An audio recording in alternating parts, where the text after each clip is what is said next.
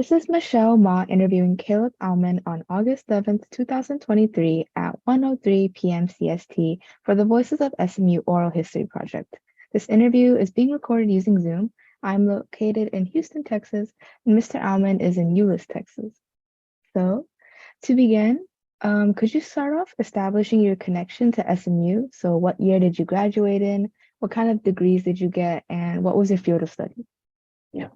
So I graduated quite recently in 2023 here from SMU. I originally came into SMU as an electrical engineering major, but then transferred out into psychology with a BA, and that's what I graduated with, was a psychology BA. And while it's not necessarily recognized by SMU, I also had a military science minor through UT Arlington with my Army ROTC program. Great. Thank you for elaborating. I guess we're gonna bring it back to the very beginning. Could Mhm. you tell us when and where you were born? Yes, I was born in Killeen, Texas, July 22nd, 2001. Um, where did you grow up and what was your childhood like? That's actually a hard question every single time I'm asked about it, because both my parents were actually in the Army growing up. So my mom did 18 years, my dad did 20. And we moved 25-ish times, I want to say, give or take, maybe like one or two. Um, so growing up, we moved a bunch of places, South Korea, Virginia, South Carolina, uh, here in Texas, of course, Georgia. We were even, oh my goodness. All to say, we moved around a lot. We moved around a lot, Mhm. mainly only stayed places for like a year or two. The longest I'd ever stayed anywhere was actually in Texas, where my mom decided to retire. My dad finished off his last couple of years while we were still in high school in South Korea. So, of course, I graduated from Can Lake High School down by Spring Branch, Texas. It's like right between San Antonio and Austin. And then kind of started making my way towards Dallas whenever I started looking for school senior year. So, and it's always been me. I have a twin brother and then a younger brother. My younger brother actually also attends SMU currently. Oh. So that's kind of been our family makeup. I guess since you've been like pretty spread out ever since you were a kid, do you have any like memories of maybe some of the neighborhoods and what were they kind of like? Man, we had a little bit of everything. Because, okay, so a lot of times whenever we're moving, we actually lived on military bases.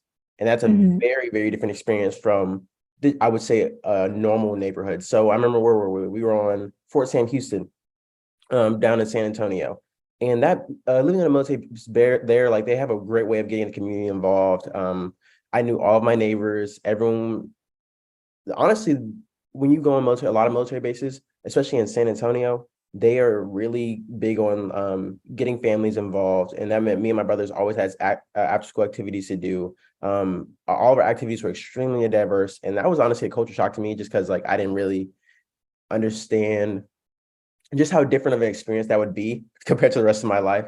So, of course, even I went to a middle school and high school there on base as well. They had a bus would literally pick us up and drive us like literally 2 miles down the road to the high school. And it was really sweet just because it's like I had I guess a family there on the military base community that I still talk to this day. Um, I've also lived in a couple rural areas, just because I think it was 2011, if I'm not mistaken. Both my parents got deployed, so we had to stay with my grandparents in Savannah, Georgia, for about 2 years, and that was a humbling experience for sure. Just because I gotten so used to like always having something to do, always being in the city, and my grandfather, he lives in like a few acres of land out in the middle of nowhere, Savannah, Georgia, right? So we had to start learning stuff like, oh, how do you pick fruits off trees? How do you plant beans? And it was just simple stuff like that. But it was like I really had to become creative with how I entertained myself at the time.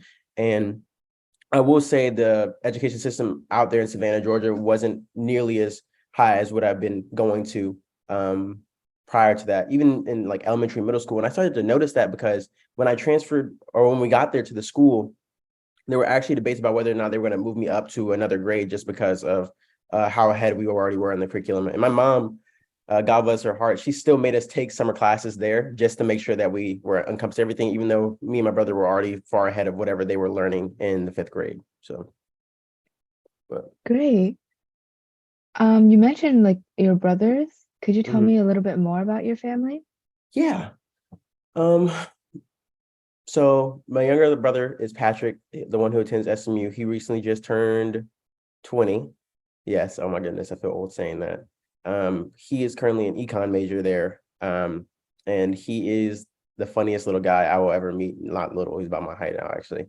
Um, but yeah, he's a lot like me and a lot not like me as far as the social aspect of him. You know, he's a huge I keep my same small circle of friends type of guy.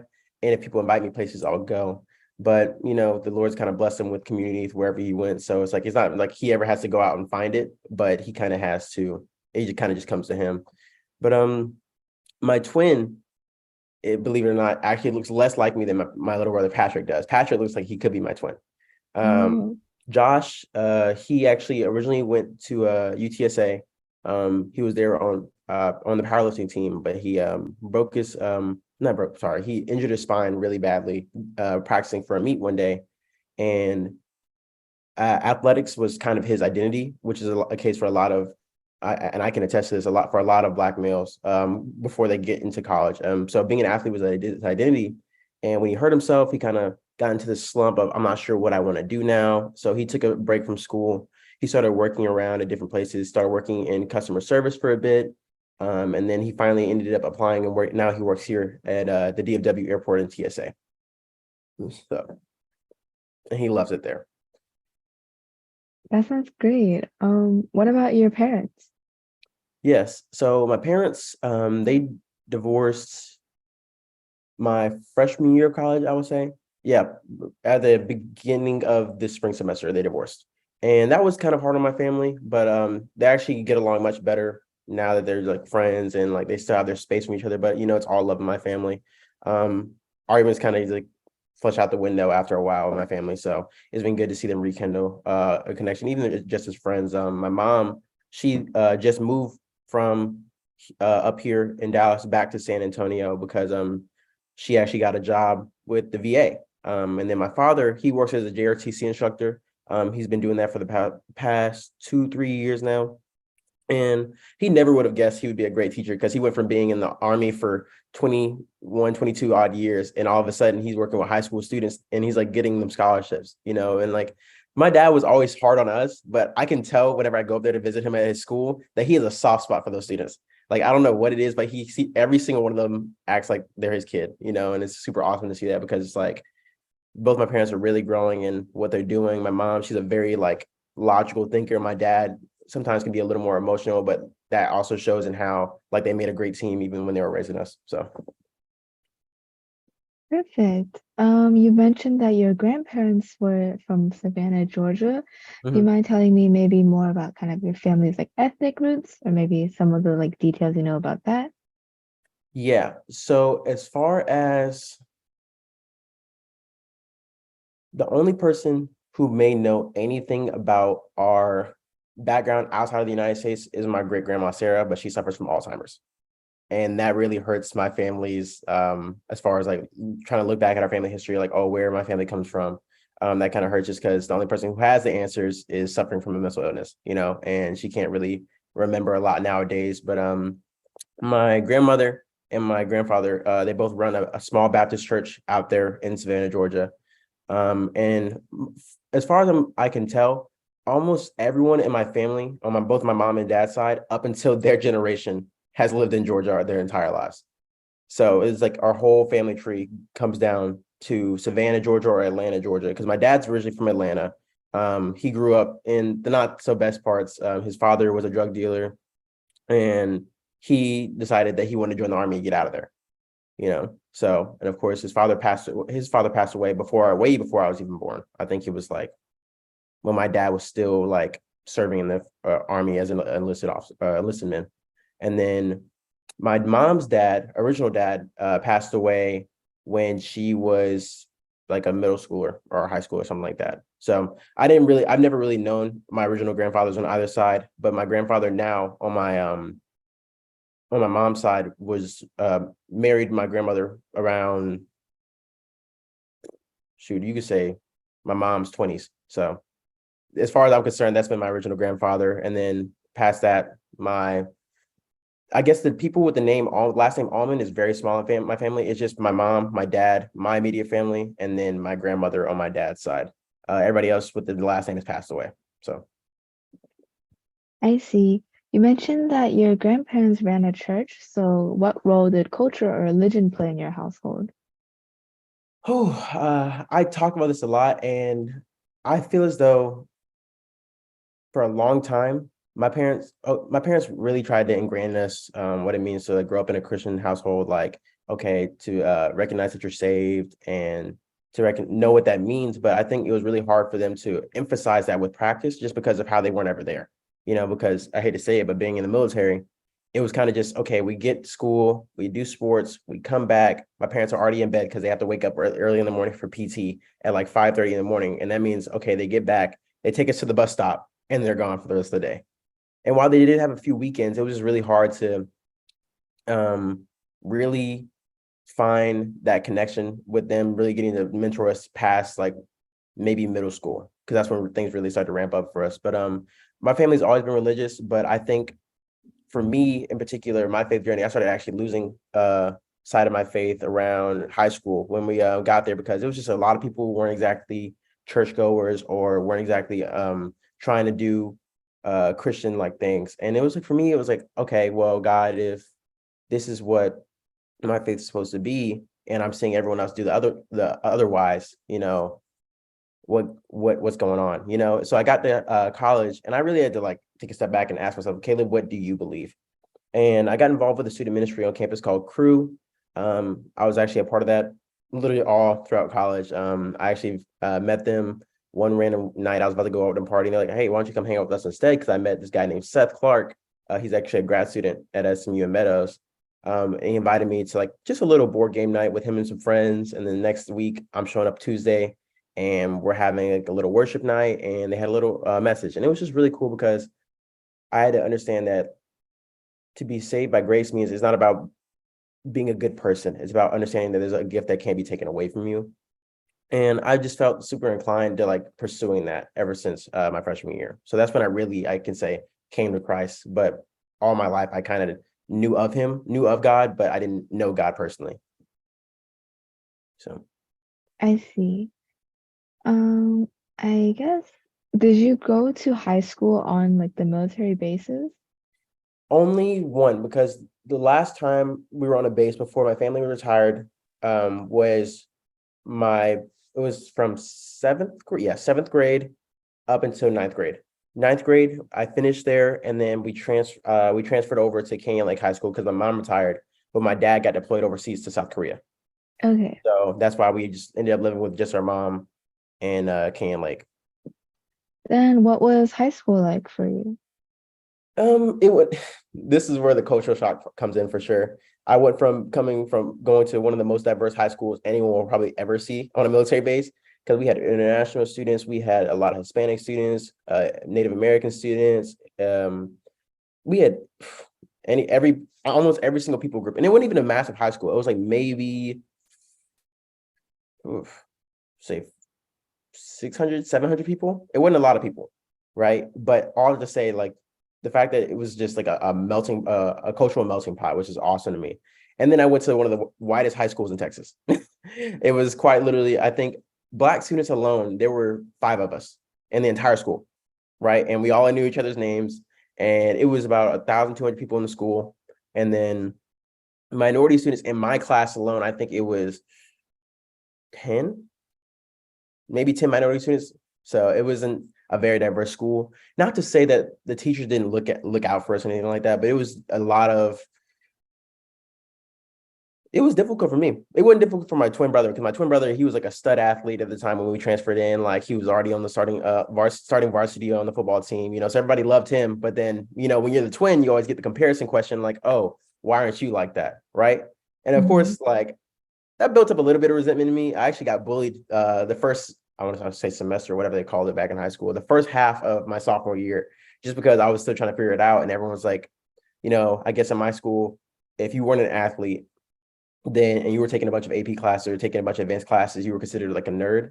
So I was trying to be an athlete at the time, but it wasn't exactly where I wanted to fit. I was really only good at track at the time, but I had to become good at football to get the approval of my peers. And I felt like that was like a stemming pressure from just being a Black student in that high school. But it was really cool because despite like having to deal with the pressure of my peers, a lot of my teachers like would really individually reach out to me, my mom, my brothers, and say, hey, like if there's anything you need, let us know. Like I still talk to all of my coaches to this day. They help me find scholarships to go to SMU. And one coach, I literally just talked to him this morning, Coach Almond. I would never forget this guy, though. He was one of three minority teachers I had in that high school. He was the Spanish 1 and 2 teacher. He ended up being my defensive coach for football. And he was like, Caleb, there's going to be a lot of people who may not want to see you succeed just by how you look. Or there's going to be some people who try and pressure you to do certain things because of how you look. And I want you to know that that's not who you are. And who you want to be is who you're going to become. But don't let these people try and tell you that who you want to be. And that's stuck with me ever since. And like like I said, he still checks in. I literally talked to him this morning. But yeah, no, it was definitely, and the political climate at the high school, it was intense. I remember during the initial Trump elections, it was hectic. Like, so we live by a lake, and the whole place in the area is called Can Lake. And basically what happened was someone bought a billboard right at the intersection before the road to the school.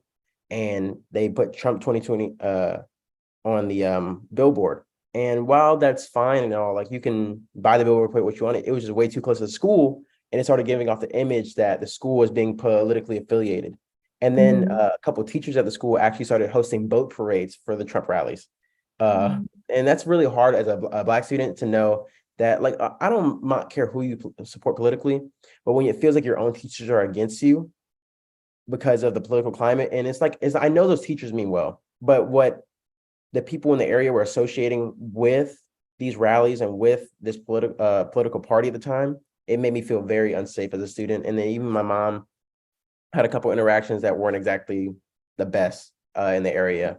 So that was probably why she was super inclined for me to go to school out of San Antonio. But I see. Did SMU recruit to your school? They did not, actually. I only heard of SMU through my uncle, who happened to be living in Dallas working at the time. So what prompted you to choose SMU? Where was I? We were actually on our way to go see TCU. And I don't know what it was, actually. We were going on the way to go see TCU, and my mom was like, oh, since we're already here, we might as well schedule a visit to SMU. And I didn't even want to go to TCU. Like, it was never even on my mind. We sat through the tour, and I quite literally fell asleep on the golf cart. I'm not gonna lie. But I don't know. So we go back to SMU, and it's me and my mom, my uncle, right? And we're going in, and we set up the tour, and I just meet like 5 or 6 different students, one of which later found out my friend named Brooke. She was on the track team at the time. And she's like, they were super vulnerable, super upfront. It was just random students talking to us. And I think that's what really made my visit, because it was like, this feels way more real than the past 3 tours I've done in different schools, And it was like, and I asked them because I realized I didn't want a massive school, but I wanted a school big enough to where I could like keep finding new things to do, or like keep finding new people to run into, because my mom's motto is everyone has a story. And I think it's pretty cool to be able to be a part of other people's stories. So it was just really cool. Just coming to SMU. I did a department tour with both the psychology department and with the engineering department, because I wanted to do engineering, but I was also interested in a bunch of other studies. So I was just checking out whatever I could. And I just fell in love with the school after that. So yeah. Great. Did SMU have like a bit of a reputation before you came? Or maybe what were some expectations you had coming in? They definitely had a reputation, but not one I had ever heard of. I'll say that much. I come to find out that they had a reputation after I attended there, because the moment I I went back to my high school senior year, and my mom, no, my dad, he made a Facebook post about us, me touring SMU. My principal, come to find out, she's an SMU alumni. And yeah, and she was just thrilled. Like, she gave me a bunch of SMU merch. Like, she literally takes me to her office the moment I got back to school, and she opens up her closet and it's a bunch of SMU merch from like years past. And I was like, why have I never seen this before? But and she told me, she was like, if you get accepted, you need to go. And I was like, okay. And so if Miss Kasieha says I need to go, obviously there's something up, right? So I went there, I got accepted, and then of course she was thrilled. But I guess the couple expectations I had was, I thought it was going to be, in some ways it met my expectations of being super preppy. But then in some ways, it kind of exceeded my expectations as far as like, okay, I could still find my community there. You know, I didn't expect to be able to find such a strong knit community, both African American students and just students I can get along with in general. So Great. So we're gonna kind of transition into now your time at SMU. yeah, What years did you attend SMU from, and why did you choose what you studied? 2019 to 2023. And I chose to study electrical engineering at first because that's what my parents wanted. And I hate to say it, in a lot of African American households, either you're an athlete trying to go pro, you're an engineer, or you're some sort of law student, right? And that was rare. That was rare. And it was like, I was trying to do what my parents wanted me to do. And then I got to sophomore year and I was doing fine in classes, but I said, hey, mom, I want a job where I can talk to people because I love social interactions. I love like getting to connect with people. And I was like, mom, I don't think this is what I'm supposed to do. And she goes, just stick with it. You're almost done. I was like, I've been sticking with it for 2 years. And I was like, honestly, I went through like a really depressive episode sophomore year, especially during COVID, remote classes. And we had a lot of stuff going on. Family members passed away. And like, there was a lot in my family, like as far as arguments and stuff. And I was like, hey, I needed a change that I know I can stick with. And that's when I checked out psychology, just because I was like, okay, like I've seen the department before. I know this subject interests me, but I want a job that's going to allow me to relate to people better. So I checked it out, took a class the next year, the following summer, sorry. And I was like, this is it. I don't know what it was. I sat in that first class and I was like, this is the class for me. And while it was a little hard, taking accelerated classes to graduate on time, so I was like doubling down on hours for all the psych credits, it was definitely worth it. How welcoming was the school when you first arrived? When I first arrived, I would say, well, I would SMU does one thing right. It's that Arrow and Stampede. They do that extremely well because a lot of my friends for orientation and from Stampede, I'm still really close friends with now. Right. Not all of them, of course, but if and nothing else, those Stampede guys and those orientation leaders were extremely welcoming. Now, my other students, give or take, not so much, right? Because some people, understandably, that might have been their first time interacting with a Black student, but there were a lot of conflicts between me and some of my peers freshman year. Not like negative conflicts or anything like, but it's like just lack of understanding. Like, oh, I'm wearing a do-rag in my hall. Why are you trying to look like a gangster? I was like, bro, that's not what this is about, right? This is about me taking care of my hair. But obviously, you don't understand that. I'm welcome to answer your questions if you have them, but that's not cool, you know. And that was a lot of microaggressions, I guess. Honestly, I would say all throughout college, you know. But I guess that's not exactly just my experiences, a lot of my peers as well. So did you live on campus? I did all 4 years, actually. Freshman year, I lived in VS, and then I became an RA sophomore year, and I stayed in the dorms all throughout. So I stayed as an RA. Then you didn't have a roommate your last couple of years, right? I I didn't have a roommate. No, actually, no, I didn't have a roommate at all. Only freshman year, and then after that, I just had like suite mates attached to our bathroom. But I guess then were you involved in any clubs, organizations, or sports during your time here? yeah, so freshman year, I was involved in Association of Black Students, and then I stayed with them all 4 years. Then I also got involved in Black Men Emerging. During COVID, they took a hit as far as like attendance and being able to put on events, but then they kind of wrapped back around to it junior, senior year. Army ROTC was my biggest time commitment. I will say that much, but obviously because it was my legal obligation to attend that because they were paying for my school. Although I wouldn't necessarily say that's a club or an organization, it's more of a obligation. But it was the way that would work is I would actually commute to UT Arlington Tuesdays and Thursdays for military science lecture and a lab. So freshman through junior year, they're preparing you to go to advanced camp. After you finish your junior year that summer, you go to Fort Knox, Kentucky, and they basically just make sure you're qualified to actually continue being an officer. And then after I came back from camp, my senior year, most of my time was spent planning lab material to actually go back and teach the freshmen, sophomores, and juniors, because as a senior, you're kind of built to lead the program with your peers. So that's what we were kind of focused on. So I was really teaching labs every week to younger cadets and also managing the SMU cadets. And we were at 9 cadets, I believe, this past year. So it was a little different because we're actually starting to get like a little group going. And once you have enough students, you can actually start having the military science classes at SMU.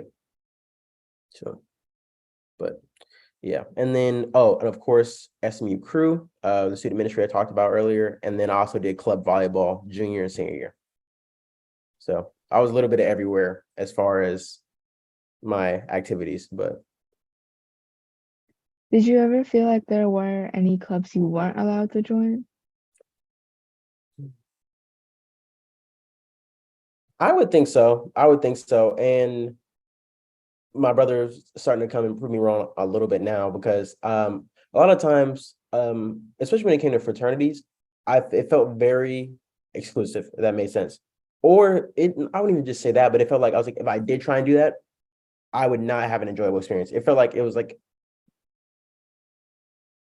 I was led to believe that it wasn't for me, if that makes sense. And it's just like, okay, well, and I know I didn't want to join and just be the token Black guy, is what I thought, and I was like, okay. And even if I do, I was like, I don't want to get hazed or I don't want to do anything like that. And I'm not sure exactly what goes on in fraternity organizations, right?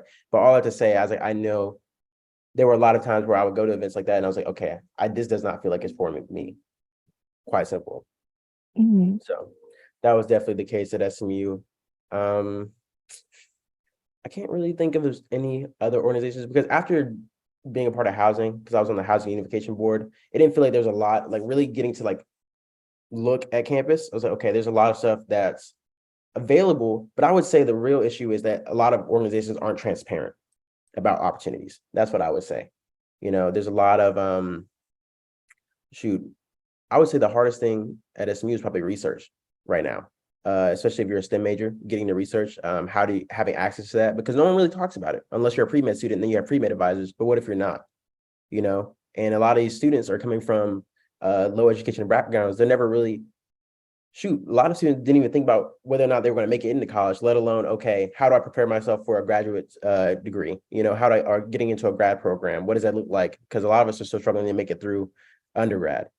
So, and I would say a lot of that may have to do with some of the advisors that are being pushed out to SMU. I'm not gonna lie, not being able to understand the cultural background. They're assuming that every student's coming from a private high school that has done all this college preparatory work and understands their life plan. But maybe as a freshman, I didn't know what I was doing. Maybe as a freshman, I didn't know the importance of planning for going to grad school your freshman year was, and that's the case for me and a lot of my peers, I would say. Yeah, definitely. I guess, what was your social life like? Busy, always busy. I'll say that much. I get that from my parents. It's always like a busybody life. I had a lot. I would say I had a lot of friends. I would say I had a lot of friends. Whether it was becoming an RA, being in my student ministry, playing club sports, or even just like getting out and meeting people. I always had a way of meeting people. I would definitely say I had very diverse friends, but the only issue was I could never get all of them to hang out at the same place. So like whenever I wanted to go hang with like my Black friends, it was really hard to go and get them to go and hang with my Hispanic friends or my Asian American friends, because it's just like SMU is a very divided place. I'll say that much, and you could even see it if you walked into Hughes Trig. Like you go upstairs and you see a bunch of Asian American students sitting at the long tables out there in the lobby. But then if you go into the Sky office, it's nothing but Black students in there. And, so it's like, I could say it's very cliquey in that way. And and I was fine always crossing that gap, it's because like, if I want to be friends with you, I want to be friends with you, But I'll say a lot of my friends weren't as eager because, and I even asked them one time, I was like, hey, why don't you try? It's like, I don't, and a lot of times from both sides, it's like, oh, I don't want to get rejected. And that's all it would come down to is, like, oh, I don't want them to judge me. I don't want them to think that, or it would be like, oh, they probably don't want to hang out with me. I was like, well, I'm hanging out with both of y'all. So what's the issue, you know? But Mhm. yeah, no, I had a lot of friends at SMU. I can't even say I didn't because I'd be lying otherwise. But it was just, I was always in the right place, right time. And I think it was because I ran into a bunch of really social people my freshman and sophomore year, upperclassmen who kind of just put me on their friends. And then from there, you make acquaintances and then you build relationships and it just bloomed from there. Are there any memorable experiences you want to share? They could be about like your time in organization or Mhm. like just overall how you hung out with your friends. Either one is good. Positive or negative experiences. Both. Okay. We'll think my most positive experience. Man, this is probably the highlight because it's like this is one of the moments where I was like, wow, okay, this is the type of community I wish everyone had at SMU. So all throughout college, I had been working as an RA, and then junior year, a lot of my not everyone on the team was like super tight, but most of us were. So we all decided to plan a trip to go to Nashville, Tennessee, right? It was 4 RAs and then a couple from other dorms, right? A couple RAs from other dorms, and we all went to Nashville, Tennessee in this cabin, and it was cool because we were also friends from church, right? And I was thinking, I was like, at the time, I wasn't even planning on doing from spring break. I was gonna just sit there in my dorm because I was like volunteering for on call. But then someone said, "Hey, if you want, I'll take it." I was like, "Okay, well, if you're gonna take it, I'll leave." Right. And then last second, they invite me on the trip to Nashville, and that was probably the best, most fun I've had all throughout college, just because it was like relaxed, like there was no pressure from anyone because it was a pretty diverse group going out there, and it was just like there was no. It felt like there was no pressure from what I was feeling at SMU at the time. No busy culture. There was no um need to act a certain way or no need to appear as having a higher status because everyone out there was just super accommodating for each other, super understanding, super vulnerable to having conversations that may have been tough. And at SMU, a lot of people aren't willing to have those conversations. Whether it be like, oh, about race or what is it like being a black. I was asked that on my trip. I was like, hey, Caleb, what's it like being a black student? You know, and I answered because like this is the first time I've even been asked this for by a white person, let alone by someone who's a student, because I've maybe been asked that question by a faculty member, but never by a student, and that was probably the most understanding group of people I've ever ran into at SMU. And I was like, when I got back from the trip, I was like, I wish everybody had community like that here, because you wouldn't see nearly as many transfers, you wouldn't see nearly as many people dropping out or anything like that. But it was like, unfortunately, that's not the case. And I would definitely, if I could try and emulate that again in later in my life, that friend group, I would totally try. But who knows? But worst experience is probably going to be as an RA this past year. It was rough. Not only just being, I want to say just being a Black man working in housing, but necessarily just, you can tell there's a different generation that came through because of COVID. And that's completely understandable. I get it, right? We were Mhm. at home, but the way I was a Stampede guy for the first time ever. And all my friends were like, oh, it's so fun being a Stampede guy. You're going to love it. It's going to be great. And I did enjoy parts of it, but it was just from the get-go, I knew it was going to be a hard year as an RA, because what happened during Stampede was they do this event where you shine your light whenever they put a relatable phrase up on the screen. So it's like, oh, identify as a minority student, and like everyone's supposed to shine their lights if you do that. So I identify as a Mustang, everyone shines their light, and they're supposed to do it to develop inclusivity. But this class, they took it far beyond where it should have. So like whenever it was like identify as part of the members of as part of the LGBTQ community, and then you have like random people shining their lights on other people, making jokes, and then what Mhm. happens is the questions get more and more intimate. It's like, oh, I have a family member in prison, or what was it? Oh my goodness, if I can come on. It was just case in point, they get really, really close to home, and you have people making jokes about it or shining their lights on other people whenever they're laughing. What happens is you have people who are actually a part of those communities, and they are just so afraid to even like identify themselves, you know? And at the end, they actually gave everyone a chance to go and walk up to the microphone and say how they felt about the experience. And a lot of people were saying, oh, honestly, I kind of felt scared to shine my light because I saw other people shining their light, making jokes, you know? And I was like, that's when I knew it was going to be a hard day with this community, because they were like, I heard people verbally making jokes about people going up to the mic, or like making jokes during the night. It's like, oh, like one was like, one, quite literally, I heard this. I wish I could pin out the student, but he goes, I was like, shine your light if your father's in jail.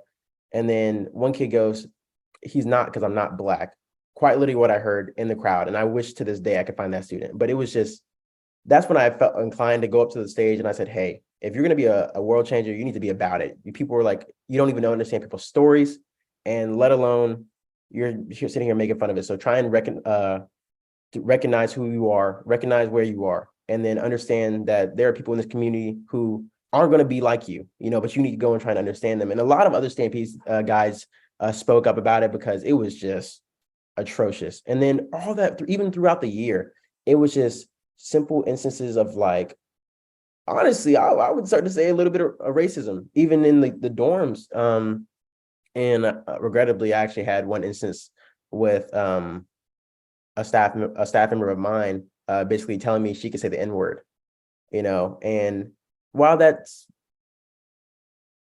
it's pretty bad. I would think it's pretty bad. It was enough to where she got removed from the team. But I was just so appalled by how the climate of SMU, I felt it like slowly changing back to what it may have been during the Trump elections, where people feel like they can say or do whatever without conflict, without concern for another person's well-being. And it was really hard, because even some minority students, even after that Stampede guide, were talking to me saying, hey, we don't feel safe. And quite literally, for a second, we thought that African-American students were doing a good job of getting involved in diverse groups again, because especially after I remember it was my junior year, a couple of students and Asian students, what's the name of the organization? Oh my goodness. It was a group of Asian students during the Stop Asian Hate protest. They actually did a little gathering on Dallas Hall. And I mean, for a second, I was like, we're doing a good job of getting out here in solidarity. But after that Stampede guide meeting, a lot of the incoming Black students were afraid to go anywhere except outside of their Black group. And I can say that Stampede set the tone for the entire school year for all these freshmen coming in, because they feel like they can just treat any group or student any which way. And it was just really hard, because I saw the repercussions of that all throughout the school year, dealing with minority students, dealing with white students, dealing with people who felt inclined to tell me and RA how they're feeling, as if it doesn't matter, So that was definitely the worst. And I hate to say that it was that close to the end of my college career, but that was by far the worst experience, was from that Stampede on to being an RA. I see. I guess we might have to transition away to something more like, I guess, about you personally, but I know that you are an M Award recipient. I guess congratulations on that first, Yeah. but would you like to share your experience on that, or maybe some of the other accomplishments you had at school? Okay, yeah. I guess being recognized for the award, I wasn't expecting it at all. Because I've been invited to the Hilltop Excellence Award like 2-3 years. I was like, oh, it's not I don't think it's that big of a deal. But this year I went, and honestly, I was kind of just going to support some of my friends who I knew were going to win an award. I was like, okay, I'm going to see them walk the stage. And at one point, it was the Emmy Award in particular kind of hits home a lot, because I had a friend of mine who had recently gotten killed in a shooting down in San Antonio, and my family and I wanted to go home with my mom, just be home. And my mom was like, oh no, why don't you stay? She was like making every excuse to stay. Little did I know, my mom had already known. They contacted my mother, letting her know that I won the award. And a lot of it was due to my work in housing as the resident assistant liaison, and then bringing a lot of light to the Army ROTC program here on campus, as far as letting them know, hey, we're here. Just letting and getting SMU to acknowledge a lot of our scholarship benefits that are supposed to be coming with the package. Because initially they weren't even recognizing my entire scholarship, which is supposed to include money and housing. They were just giving us money, or giving us one or the other.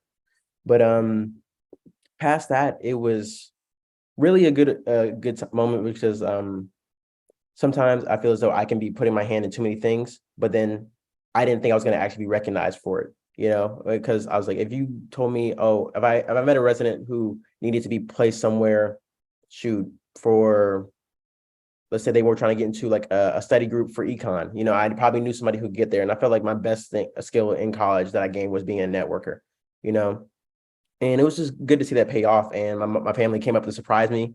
It was like my mom, my dad, all my siblings. And it was just cool because it was like, I wasn't expecting anyone to be there. I didn't even tell them about the award. And they just were already there at the award ceremony. So that was really cool opportunity to be recognized for that. And to see a lot of my uh, best friends get recognized for their own individual accomplishments.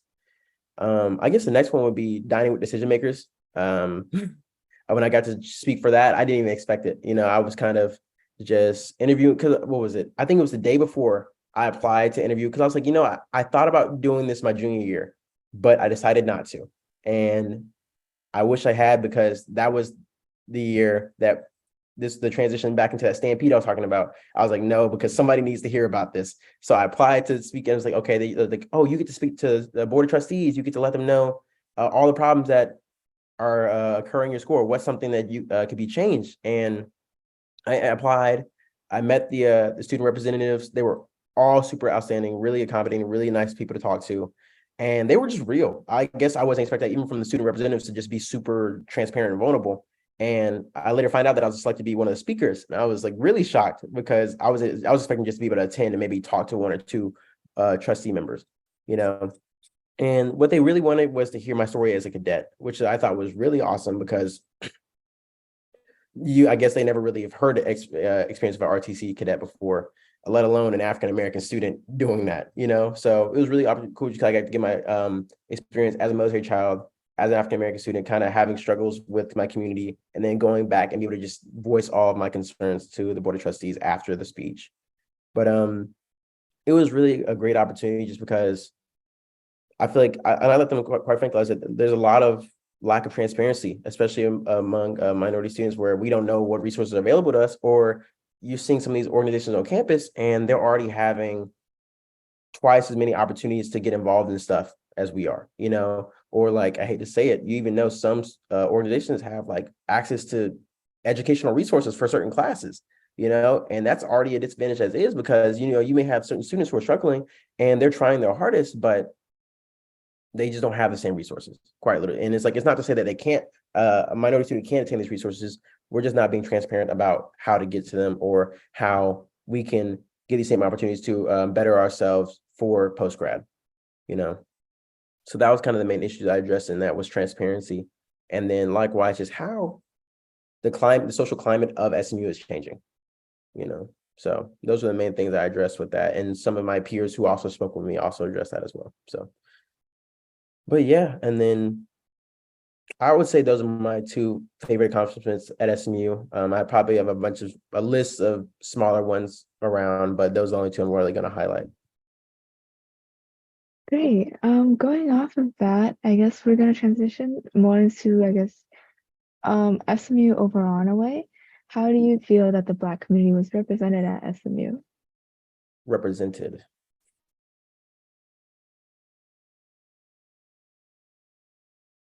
It was strong. It was strong. I'm not even going to act like it wasn't strong. It was small, but it was strong. I think it was represented as bigger than what it actually was, though, however.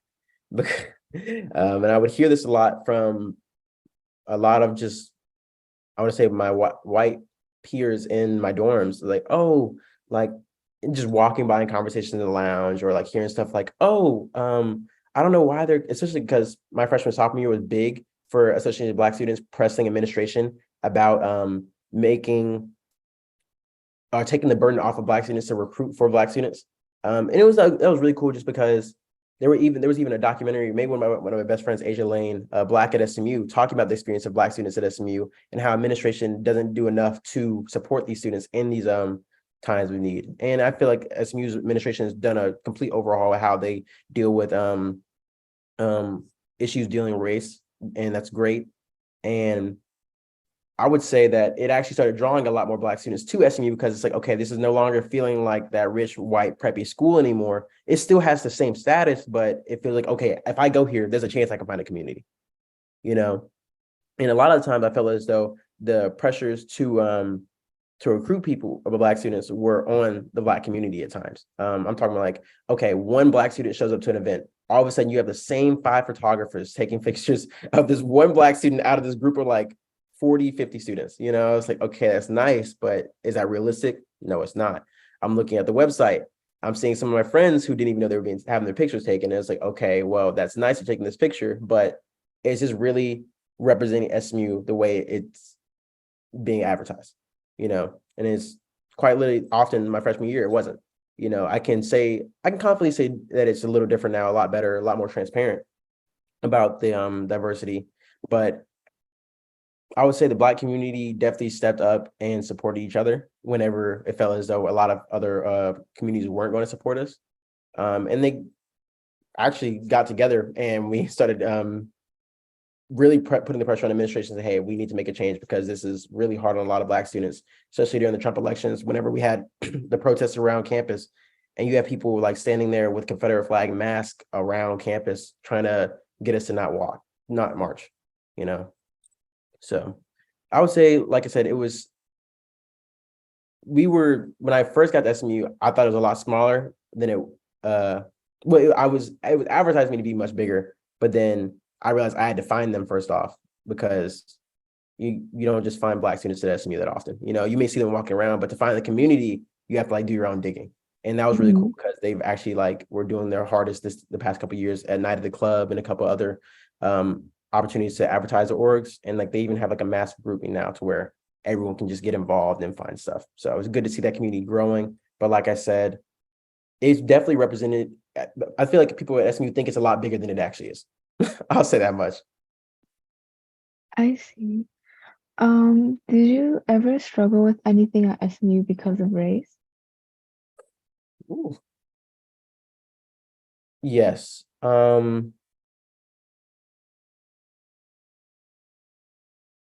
I think I struggled with,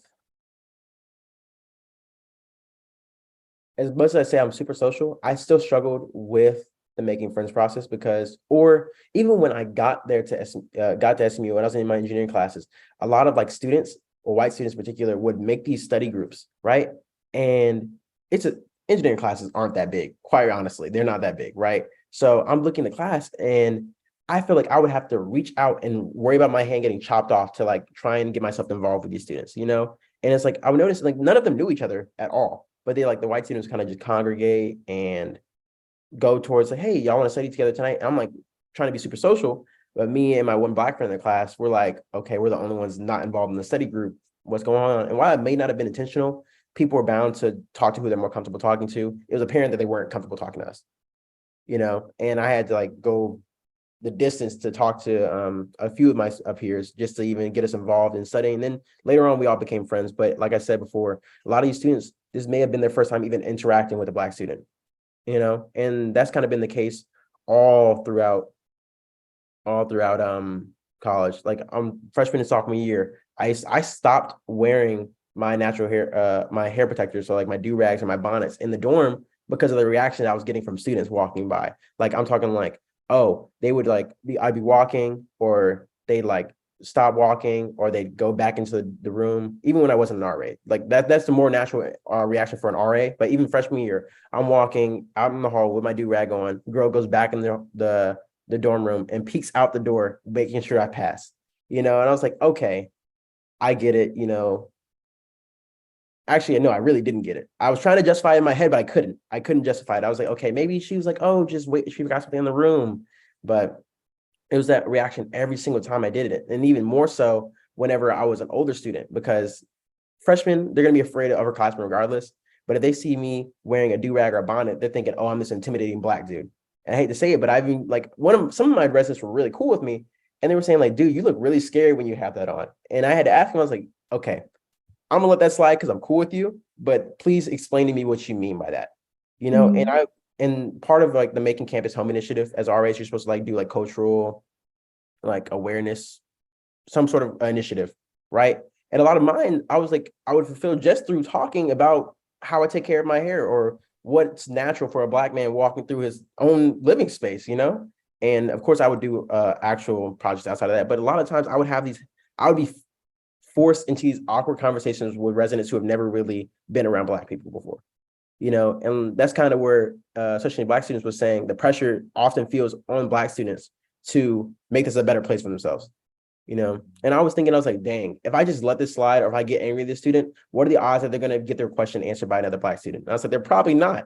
They're probably not, because I was like, there are a lot of times, sometimes I'm like, I shouldn't have as much patience with this kid as I do, but I'm going to let it slide. And especially when I started playing club volleyball, like, oh my goodness, because I'm not a very tall person. I'm 5'8", right? And when you're playing, it's easy for people to be shocked whenever you're jumping just as high as a 6'5" guy next to you, right? And a lot of times I'm hearing literally verbally, oh, it's genetics, you know, not adhering to the fact that I've done a sport all my life, you know, like I didn't actually have to work to this point. And or the simple question is, oh, you must be an athlete. You must play football. You must play basketball, you know? And it's like, maybe what if I didn't? What if I don't play a sport? What if I'm just a student here at SMU, but people assume they put you in those groups?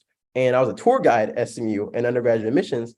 And I had people saying, oh, you got to play on the football team here. Parents of incoming students. I was like, oh, you got to play football here. Oh, you got to run track somewhere.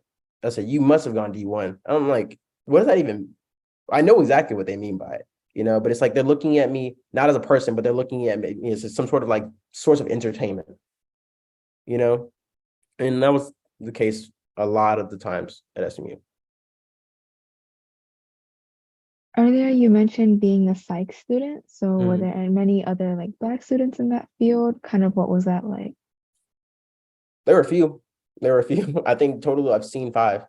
The same 5, the same 5 every single time. But no, it was surprisingly enough, the psych professors are actually really understanding of that too. And like you can get to know them very personally. And that's the thing with only having 5 Black students, they recognize your name, they know your face. So if you have the same professor twice, they will know you're not there in class and they'll email you. So they're like, hey Caleb, I saw you weren't in class today. It's like, oh yeah, I overslept. Well, all to say my professors were really accommodating in psychology at least. I can't say the exact same in engineering until it was time to switch. That's when I had professors reaching out to me, but by then it's too late, you know. But in psychology, it was super friendly. I guess because a lot of the times they're talking about bias and especially like my psychology, social psychology classes or psychology relationships, they're putting their skills into practice, you know, when they're relating to students very well. And I guess that's to be expected from psychology professors, right? My peers in the classes, we didn't all necessarily talk because we all kind of understood we're all just there to be students, you know, but we all got along for the most part. Like I said, it was only, I think I only noticed 5 of us, but you know, even when we did, we'd always talk to each other, always say hi, say what's up, you know, just to know. It was always reassuring to know, okay, I'm not the only one in this. Now, I will say though, there's already a shortage of males in psychology, let alone a shortage of Black males in psychology. So like, even in most of my classes, there was like maybe 3 guys, maybe 3 or 4 guys in every single one of them, let alone a Black male, you know? So I think there was only one other Black male I saw, if I'm not mistaken. And that was actually a psych major.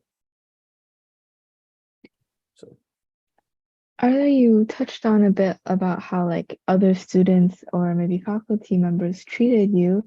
Would you like to elaborate on that a little bit more? But if not, I was wondering like, what do you think people could do better?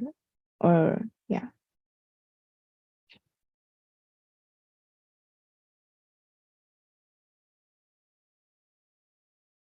I think there's a balance. I think there's a balance. A lot of times, especially my sophomore year, there was like this excess. It was almost exhausting to be Black at SMU because it was just like everyone was asking me like, "Oh, as a Black student, like how?" They was like they were expecting us to give them a surefire answer as how to relate to Black students. And I was like, you can't do that because not every Black person is the same. I was like, we're not asking you to treat us better than or greater than, because that's the thing. If like people were treating us bad, they would go the opposite direction and treat us like way like they would like, I don't know if you remember when people were taking knees for Black people or like putting their fists up like in solidarity, but it was like there there were times where I was like, okay, now you're just using me as a answer booklet for how to respond to Black people, and I can't tell you that because I said, there are Black people I don't get along with. Shoot, it's like we're all different, just like how there's white people you don't get along with. So I can't sit here and tell you how to answer, how to respond to Black people.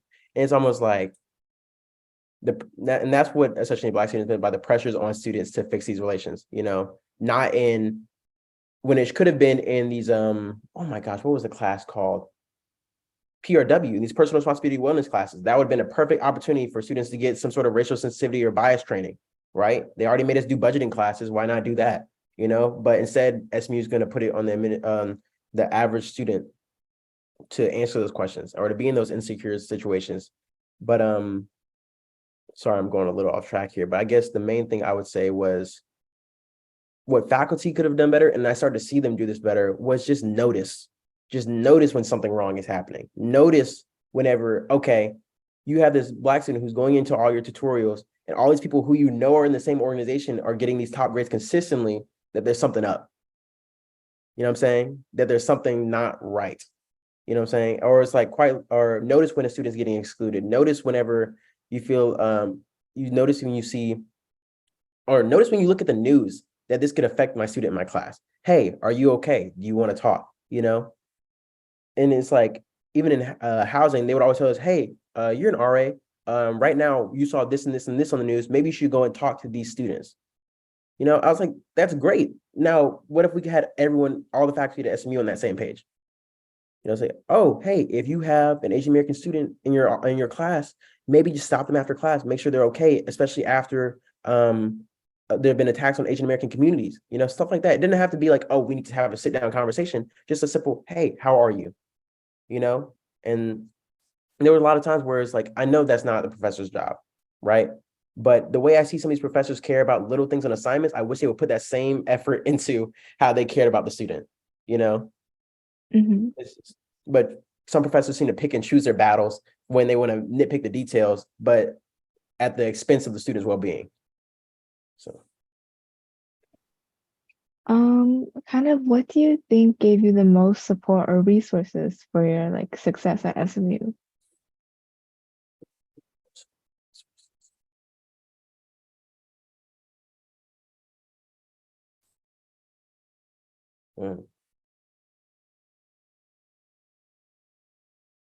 I would say Dr. Jennifer J.J. Jones. That lady always made sure that I was in the right place at the right time. And between her mentorship and Dr. Mayj's mentorship of the Black community at SMU was just like, because they're both pretty open people as far as like, oh, you can just come in and talk to us. And I would do that. I would do that especially for Dr. Jones, because her office was right there in the sky in Hughes Trigg. I was like, and I'm always there. So I was like, hey, I have a question. I don't know what to do about this. I don't know where I can go with this. And it was just like, and the only reason I felt comfortable doing that is because I did this mentorship program, Connect mentorship program. That's an outstanding program. Like that needs to be something that continues and it keeps growing. That's something that SMU is doing right. I will say that much, because it gets people minority students in the community early and lets them know, hey, there are faculty that will be willing to mentor you here. That's one thing I wish they would do though. Sidebar, sorry. They need to get more faculty involved in that, not just students in the sky. I'm saying, like, what if there's a professor or two involved in that? That would be outstanding. But I felt comfortable doing that, and they would mentor me and tell me, hey, here's opportunities available. Same thing with Brandon Kitchen, Lauren Anco, Laura, all those people working in the Sky office, as well as Dr. Jones. They were always just making sure that we knew where our resources were, or we knew where we could find community. Oh, hey, there's this Hispanic American event going on. Y'all should go support this, right? So we can learn about other things, But it's just like, if you weren't in the office, you may not have heard about it. You know what I'm saying? But they're trying to do a better job of making sure students hear about it, getting that news out there, and making sure that, hey, there's opportunities for everybody, So faculty and staff like them, like totally just improve my experience by a landslide. Do you think anything ever limited your success, or anything that should have been helped more? Oof. My engineering advisor was great. My psych advisor was great. My pre-major advisor, when I was in between switching majors, was just atrocious. And And I don't even remember her name anymore, but it was just like she was super hands off. She was like, okay, you can do this and this and this. I just gave up and I went straight to my one of the psych professors that I knew of. And he turned out to be my advisor later on. And I was like, thank God. But if I didn't, if I didn't do that, I would have been like I probably would have graduated for another semester or two. But like she was trying to tell me that I couldn't do certain things or there weren't certain things that weren't possible. But realistically, and this seems to be the case for a lot of students at SMU, the advisors don't really, they're at least the pre-majors from what I can understand, or some of the advisors, I just hear a lot of negative stigma around advisors in general, right? Where it's like they don't really know what's doable and what's not doable by a student, you know? And I would say that kind of limits your success, especially when you have classes that you didn't even know could fill through requirements. And instead, I'm taking this class that only fulfills one, you know? But of course, a lot of students in like who have like a history of family coming through SMU already know what professors to take, already know who which advisors are good and who to email, when to email them, you know. And that just comes with, I mean, of course, if I have like I hope my little brother knows that he can always text me and ask him which professors are good and which ones aren't, and I will tell him, you know. But it's like if I don't have that legacy, then how do I know? You know, other than that, like even without a lot of these fraternities or other organizations, I still didn't feel really limited by what I could do just because I had a community of friends. I had my professor that I knew I could reach out to. I had the staff in the Sky office. And other than that, it was like, okay, whatever I don't feel like I can do, it's got to be a financial thing at that point. It's got to be. And that's one thing I would say maybe limits me and a lot of other students is finances. And, you know, and that's not necessarily in SMU's control. Well, other than lowering tuition, but As you reflect back on your time at SMU, how did you feel about like everything? I'm glad I didn't transfer. I wanted to transfer freshman year to Georgia Tech. I was thinking about it so hard. Not just because I didn't have the community thing. I had a great community and stuff like that, but it was just like